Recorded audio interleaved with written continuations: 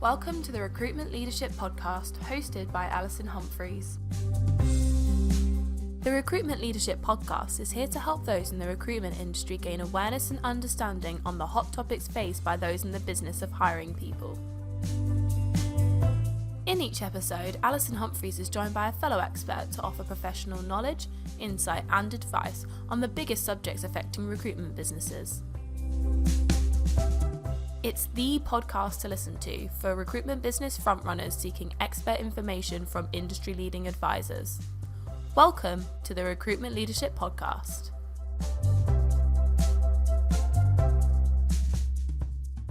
Hi, and welcome to another episode of the Recruitment Leadership Podcast. I'm Alison Humphries of Recruitment Leadership, and today I'm joined by Tim Freestone of Alooba.com. Welcome, Tim. It's great to have you. Alooba.com is an online skills assessment testing system. And by way of introduction, Tim, perhaps you could explain for our listeners, what was it that led to you doing what you do now?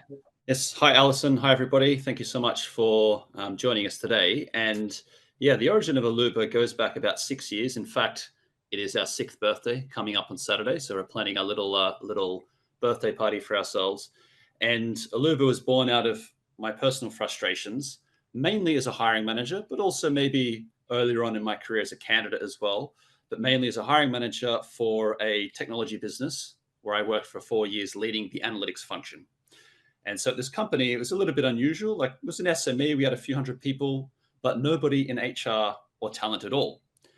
And so anytime you hired as a hiring manager, you had to do everything yourself. So I, got the full experience of being like a in-house TA for at least a couple of months at a time, as I hired mainly kind of technical roles, data analysts, SQL developers, SQL engineers, those kinds of characters. And in going through this process, I learned how to do recruitment, and I found it tediously manual. I found it was just a lot of kind of time suck activities in terms of, posting job ads and reading CVs and coming up with interview plans and creating your own skills tests. It's like just a lot of work. And in particular, my biggest pain point was always, getting the job ads up on LinkedIn. We'd attract plenty of candidates. Maybe 5 or 10% of them looked reasonable on paper. They seemed to have the right skills and experience. And I get them into that, first phone screen interview. And I found that there was often such a huge discrepancy between what they had on their resume and what they actually presented in that first interview. And so I found that a resume itself was just such a bad predictor of who is worth speaking to. And so I thought, there's got to be a better way. There's got to be some kind of other way to effectively screen candidates so that by the time I speak to them, I've already got some sense of their skills. I've validated their skills in data in some way. And so that's what led to us creating Alooba initially. Right, I see. Thank you. So if I were to ask you, why did the world need Alooba, then it was really to take CVs out of the process or simply to enhance them? I think, in a sense, the world could be better off without CVs and resumes, and we can delve into the reasons why. For me, it was, about kind of the selfish reason was probably the main motivation of trying to create a product that would solve my problem. So as an analytics hiring manager, I wanted to get an easy snapshot of someone's skills. I didn't want to have to read 600 resumes. I didn't want to have to just trust what they'd written on paper, because anyone can claim to be anything. I could say I'm a rocket scientist. And at that resume screening stage, you kind of have to take their word for it. But I just found that was such an inaccurate way of doing it. And so I wanted to say, well, I've got this skills assessment that we give later on in the process. It's like a case study that a lot of hiring managers would use, but it's a lot of work to do that. It's a lot of work to grade it. It's a lot of work for the candidates to do this kind of elaborate bit of homework, completely inappropriate as an early tool in the screening process. I wanted something kind of lighter weight, simpler, maybe just 30, 40 minutes, not a huge imposition, but something that was accurate enough that by the time I interviewed them, I already have a map of their strengths and weaknesses. They've already kind of shown me, yep, I know the basics of SQL, statistics, visualizations. They were the kinds of things we were screening for. And that tool didn't exist in the world at that point. Right. And that's, one of the main motivating reasons for us creating it. Okay, thank you. So you said earlier about how manual much of the recruitment process was for you as a hiring manager. And as you're speaking to an audience here of recruitment professionals who work in search firms, I'm really interested in just asking you to expand on that a little. As a non-recruitment professional, what are your other observations about how most recruitment is done? Yes, so tediously manual is the first thing that springs to mind, and I can give a comparison. So I was working for, as I said, this kind of travel tech company, and this is a website where 5 million people would search to get the best hotel deal every single day. We had a map and a database of 1.5 million properties around the world. We had connections to 100 suppliers of rates, Booking.com and Agoda and Expedia, and in real time you could know exactly every single price of every hotel in the entire world, in any language, in any currency. So that's the level of sophistication we had in the product, which had been around, for 20 years. So that was amazing. Then it's kind of almost ironic and weird when it comes to hiring, which pretty much any leader would say is the single most important thing, is getting the right people. The level of sophistication there was zero. So it was like, job ad on LinkedIn, screen a bunch of CVs, do a bunch of interviews, make a hire. It's like there's kind of a disconnect between how relevant and important the outcome is versus how much actual rigor has been applied to it. So there was that. And there was also the distinct lack of data or any kind of measurable things in the hiring process. Like typical hiring is often very gut feel based, very intuitive. There's not really a lot that's measured. Most people at the end of the day, if they don't like the candidate, are not going to hire them, irrespective of what any test says or anything else. They're just not going to hire them. And so I thought that was quite unfair. And especially another angle, and I think this is worth pointing out when it comes to kind of resumes, is that process of doing that kind of resume screen is kind of weird to me because it's the start of the process. It's this marketing document that candidates come out with, but so much of a resume is just noise. Like it's not really information. It's not helping us make a better hiring decision. Something like someone's first name, their last name, when they went to university, their religion, that in some markets is quite common, someone's photo. I don't need to know any of this. So this kind of noise should not be front and center of the start of the hiring process because it's irrelevant and we don't need to know about it. And of course, there are lots and lots of employing organizations who are trying to remove the potential of discrimination by taking CVs out. We'll come back to that. Something that many of our listeners will be experiencing now, Tim, is that AI is developing so quickly and recruiters are being asked to find people who can work in that environment. And look, unlike anything that we've encountered before, there isn't a pool of ready-made candidates anywhere. No matter how ingenious your sourcing approach is, it just doesn't exist. And so we find ourselves in the position of looking for aptitude, recruiting people with potential and trying to assess for that, for working in an environment with increased AI and increased automation. Even sales positions. In fact, definitely sales positions, which are much more data-led and approaches, it's a long way from picking up the phone to people, isn't it? How can recruiters do that, assess for aptitude? Yeah, it's tricky, isn't it? Because as you say, AI is developing so quickly. The state of the large language models today versus a year ago is different. So it's not like we have a ready-made set of evaluations for this. What I would counter a little bit, though, is to say it's not like that's the only skill that's still relevant. Like if you sat down and think about what someone does in a day in any role, even the most AI-driven, AI-based role, there's still a lot of other skills that are essential that haven't gone away anytime. So I think having a holistic picture of what someone's skills are, and that could include soft skills, could include other technical skills beyond AI, I think is still completely relevant. There's just this new extra one that I think is taking particular prominence at the moment that we don't quite know how to evaluate. When it comes to trying to predict, who can learn the most, who's, let's say, able to upskill into this new area the most, I would just come back to what organizational psychologists have known for a while about what predicts job performance. And I don't have a better suggestion than that. And so the main factors that predict job performance are your intelligence, which is measured through an IQ test or an aptitude test, and then conscientiousness, which is one of the big 5 personality model traits measured through the big 5 personality model. And so those two are the main ones. A third one would be, job skills tests for the other skills that are maybe more easily measurable right now. Mm-hmm. That is what I'd recommend based on the kind of psychological science of the space. I don't have a better way to do it.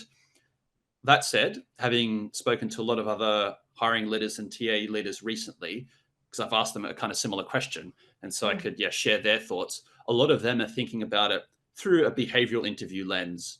So trying to think about, can I craft a good question that would require someone to kind of demonstrate their willingness, their ability to learn new skills in general, and that then would apply to AI or anything else. I think the difficulty with that, though, is in an interview, you got to be careful not to just believe a blagger. People can tell a good narrative. I think especially in kind of sales roles, you're kind of used to selling and you're used to coming up with a good story. So any way that you can make the candidate kind of demonstrate that they've actually learned something, actions speak louder than words. So I'll give you an interesting example of how we kind of thought about this general problem in our hiring. Mm-hmm. So a couple of years ago, we realized that for us, of all our values in our business, the single most essential one for us was that people could learn new stuff quickly. Mm-hmm. This is kind of pre-AI. This was kind of any skill. We just wanted to make sure that once we got them in, their current skill set was one thing, but we knew inevitably they're going to have to pick up so many things on the fly. It's like a startup. We're going to change direction. We're going to implement new technologies, and they're just going to have to figure it out. And so what we did for our engineers was we gave our software engineers a little coding algorithm problem, but in a language called R, the letter, which is a statistics language. So no software engineer really in the world would know this language or have any interest in it. And so what we were looking for was, would we get some pushback? Would some of them say, why are you asking me to do a test in R? R's for statisticians. I don't care about R. That would be a red flag because then they don't seem to have that kind of growth mindset. They're not interested in learning about something new. If they just couldn't pick it up, they just couldn't figure it out. They're like, no, I give up. It's too hard. I can't learn a new language. Also, it would be a bit of a red flag because they're going to have to do that in their job day to day. For those that could, they were like, yeah, cool. I'll learn a new language. Why not? I'll do this kind of little algorithm in this new language. I learned some new packages. I learned something new. Yeah, cool, great. And they solved the problem. So for us, that was perfect because then they just have to do that each day in our company again and again and again with different things. And that's it. That's the job. So they kind of proven through our hiring process that they could learn something new. They were willing and able. Yeah, and we're willing to have that curiosity as well. Exactly. Regular listeners to this podcast will have heard me speaking before about, but when I was last running a fairly substantial recruitment business, I recruited a lot of entry-level people to do a recruitment job. Yeah. And being in Manchester, there are many universities, and a lot of people would come straight from Manchester Uni. And I could meet two people. In fact, I did meet two people who had done the same course and come out with the same class of degree at the end of it. But by testing for fluid intelligence, in their teachability, if you will, what I found was that you could have a massive difference in their scores. So one of these guys had spent his 3 years at uni, he had a job, he had a very big social life, and he'd managed to show up at the end and get a good degree. Another one who had to work very, very diligently to achieve the same goal and had to get a lot of extra help from tutors and so on. And I'm very clear in my mind who I wanted to hire for the positions I was offering at the time, which was the first guy, because sales requires you to think on your feet and adapt all the time. So it's interesting that even though you're talking about more techie positions, developers, and I'm talking about salespeople, actually, in a way, what we were looking for overlapped. Can we just switch to talk about user acceptability? Because right at the top of this, you said about using your test now called Alooba, using it at the early stages of recruitment was not advisable.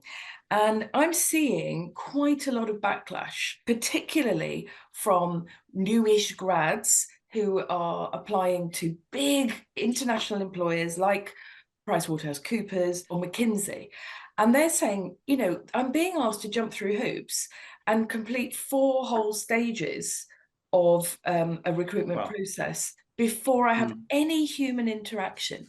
And they're finding that very, very disengaging. What are your thoughts on where an appropriate place is to use an assessment, an online assessment like yours? It's a great question. And I think it depends on a few factors. And I can definitely empathize with those candidates, because my first job as an intern many years ago was at PwC by coincidence. And I had to go through the equivalent processes that were happening 14 years ago. At that point in time, it was all around psychometric tests. You had to do numerical reasoning, verbal reasoning, inductive reasoning, and I think sometimes the Big Five personality model. And that was the main screening gate they used. But they had to use something because they get 50,000 applicants a year. They can only bring maybe 200 people to the assessment center. So I don't think there's a way to not use technology early on in the hiring process, especially for high volume roles like entry-level roles, like graduate positions where you just get inundated. You cannot do it manually. Even if it was good to do it manually, I don't think it's practical. So for user acceptability with, let's say, any kind of automation, and then maybe specifically AI, I think for AI specifically, maybe it's a question of how acceptable it becomes based on how much we interact with AI in the rest of our lives. Like once it permeates all these other bits of society, I think the idea of having, for example, an AI interviewer as the very first step will not be out of the ordinary. So as an example, just yesterday, I was having a full-blown conversation with ChatGPT in Spanish and then in English, and then trying in Italian as it was giving me an Italian lesson, and doing it in a very successful way with like a high degree of what felt like empathy. It was so scarily close to a human experience. And by the way, it was free. Okay. And so as we start to get used to these experiences in every other bit of life, I think we'll be completely okay eventually with having like an AI interviewer. I think the way it'll be rolled out is from the top of the funnel down. So it would make sense to apply this technology early on in the hiring when you've got the biggest volume of candidates, where you know the least about them at that point, as opposed to at the end where maybe you're deciding between one or two candidates. Then it makes sense to keep with the kind of high touch human approach. I think also they'll be rolled out in higher volume roles, maybe in markets where the candidates don't have relative power. So you can imagine maybe like a big supermarket who's trying to hire 1,000 people to pack the shelves during summer or some kind of blitz period. Then I can imagine, they can choose among 100,000 people. The fact that it's not the most perfect, ideal, humane process for the candidates probably is not top of mind for them because they've got the pick of the bunch.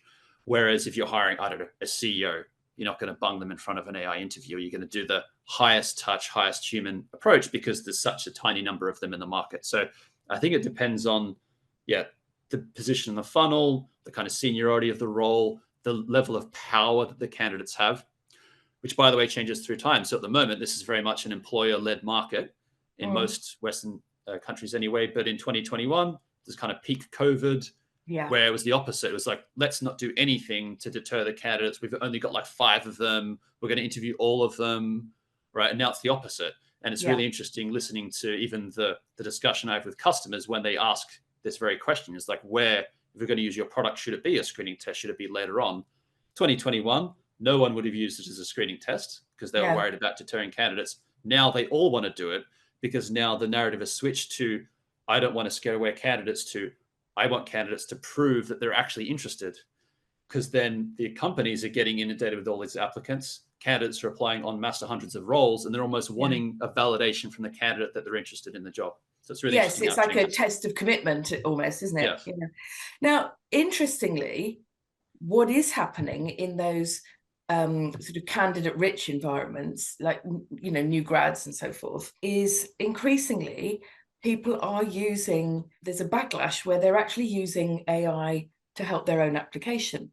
Yes. So I know the child of some friends who actually used AI to create a CV that was not to enhance it, to create one that was actually, suitable for a job that he fancied, because this person felt that he had developed these skills in an informal environment at uni, and he wanted the credit for them, but he felt that the odds were stacked against him, and he wanted to look like he had the experience. And you're talking about the positioning of an AI assessment as part of a recruitment process. It doesn't seem that far-fetched to think that, hang on, are we going to see candidates presenting an AI version of themselves? And if you look on LinkedIn, if you look at the easy apply option on LinkedIn now, it offers AI enhancement of your CV, your resume, doesn't it? Yes. So that's a big leap. You could actually end up with recruitment happening by just one bot speaking to another bot, couldn't you? I think it's inevitable, and I think this is also one of the reasons why, if the resume was kind of a crappy tool 6 years ago when we started Alooba, I think now it's absolutely flawed because, as you say, candidates are using AI to either write it from scratch or augment it and match it to the job ad. So this is having spoken to hundreds of people in the last few months. They're all saying the same thing. It's like we're getting lots of applications that look great. They look amazing on paper. It seems to be almost too good to be true. The CVs are tending to look a lot like each other and sound perfectly matched to the job ad, but they're not, because so much of the stuff on there cannot be true or accurate. And so if we had some kind of like truth index measure, if we looked at, what proportion of a CV is true through time, I'm sure that must be at an all-time low, because candidates are just hallucinating, which is a polite way of saying BSing, with a lot of CVs. Right. So that's interesting. So at an all-time low. And as the recruitment community who's listening to this, you're thinking, well, okay, but what can we do about it? Yes. For me, the main answer is actually about improve your interviewing skills, because I have to say that I observe a lot of recruiters who don't have enough understanding of the job they're recruiting for, and therefore they're asking questions without truly being able to evaluate the answers that they're being given. And sometimes they're not even really asking questions. They are essentially doing a kind of human featuring process of keyword matching, which is really scary. So business owners out there, I would say, go and sit in on some interviews that your candidates are conducting. Your consultants are conducting, and just see how much, how you would evaluate their interviewing skills. And I do think that one element that has led to that situation is the lack of on-site visits that recruiters now do. It's not entirely absent, but it is so much smaller a number than it used to be. And, please, recruiters tell me all the time, oh, well, it's not very time efficient, to spend time traveling. Well, actually, I think you might find that you get the results. In fact, it's not a might find. I've done the studies myself. You will definitely get better results from a job that you've taken where you've done a site visit and truly understood what these people are doing. And a quick plus one to that would be also, if we're thinking about where the world's going with AI automating so many more and more things, surely the value add of an agency and a recruiter is going to be the genuine relationships you've built out with your clients and your candidates that surely is easier to maintain and build face to face. So I'd be thinking of that value add and just going all in on that while also learning about AI and using AI smartly. I would almost zag against that in some sense and over index on the relationships, because I think that's where a lot of the value is going to be in the next few years. I think most of our listeners would probably agree. Okay, now back to Alooba briefly, your own data skills assessment platform. What results can you point to from using Alooba, Tim, with your clients? Yeah, so some of the results are available on the website. You can check out the testimonials from a few customers, and I always find listening directly to their words probably cuts out the middleman like me. But companies have used the product in a few different ways, and including ways that I hadn't even thought of when we first started the business. So some would use the product as that kind of early stage screening tool where they'd say, we're getting all these applications, we're getting thousands. Even if we wanted to read the resumes manually, which has a lot of problems with it, we simply can't.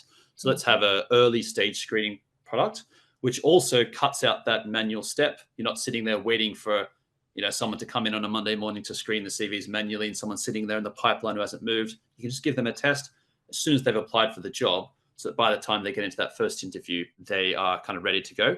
And so that's the way that like an Agoda would use the product currently at scale on thousands and thousands of applicants. Other companies would use it instead of creating their own tests.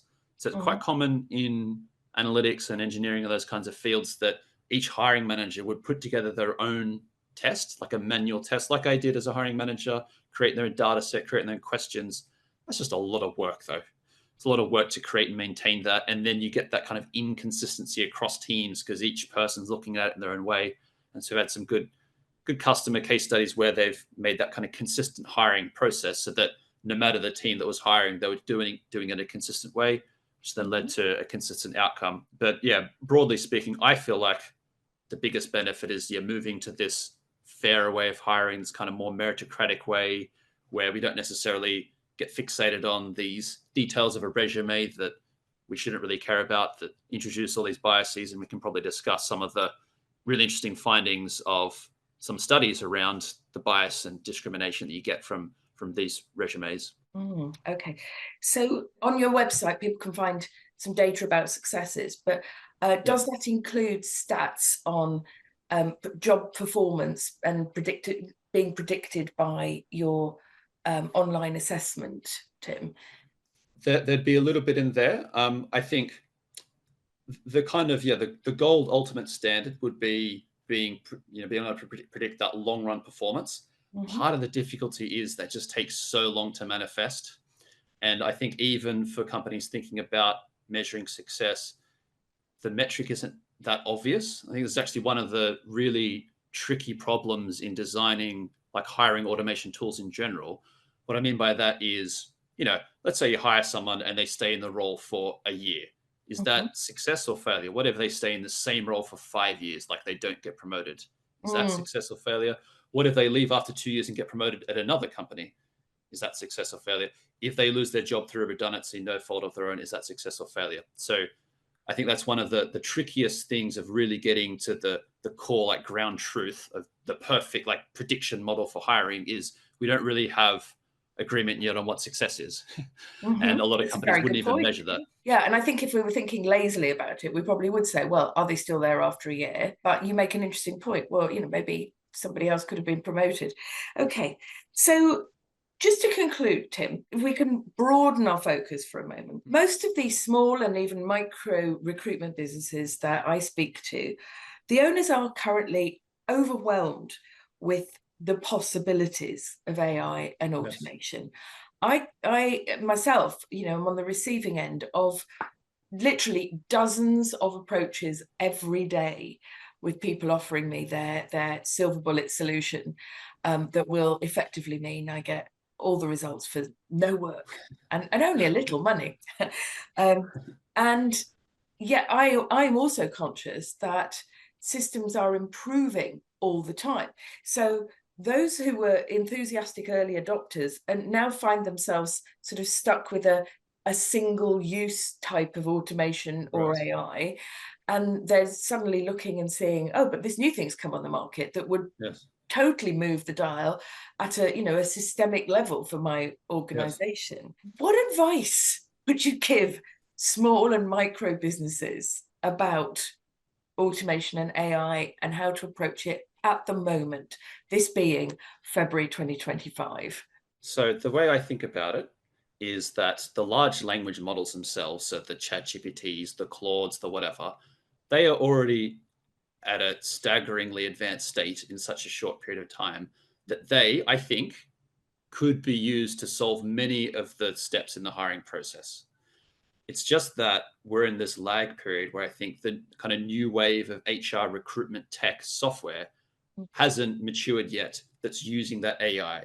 I'm sure there's lots of these kind of startups that are springing up that you're getting inundated with, but there hasn't been one that's come to the fore yet. And so I'm kind of waiting for this new wave of tech to come along that's, like the new version of your Greenhouse, your Lever, your Smart Recruiters, your Workable that were, 10 or 20 years old, like the new versions of those that use AI natively and have kind of thought about recruitment in this new world rather than these other tools, which were for a world that's 20 years ago. So we're in this kind of weird holding pattern. I wouldn't go splashing a huge amount of cash on any HR tech right now because I feel like the kind of winner is about to emerge but hasn't emerged yet. But what I would say is definitely start using AI selectively yourself in the hiring process. I don't think you need to wait for HR tech that's got the AI in it to help you. For example, you could go on ChatGPT, let it help you write a job description, let it help you screen CVs. Like, you don't necessarily need any software on top of that. An absolute no-brainer for anyone listening is an interview note taker.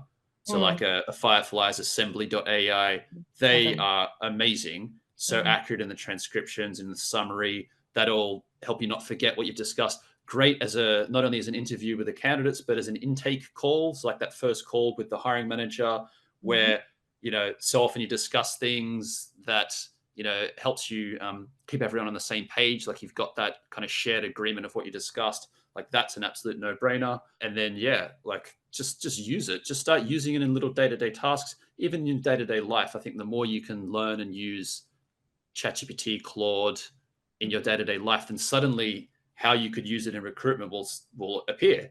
And you don't need to necessarily wait for fancy software to be built on top of it. You can use it day-to-day in ad hoc tasks. And I think that's probably the way I'd think about it at the moment, but also conscious of the fact that candidates are way ahead of most organizations on this, in the sense that candidates have adopted AI in hiring at scale. Like your friend's son had written the CV. Candidates are using it sometimes in interviews. Candidates are using it as an interview sparring partner. So candidates are kind of a year or two ahead of where most organizations are.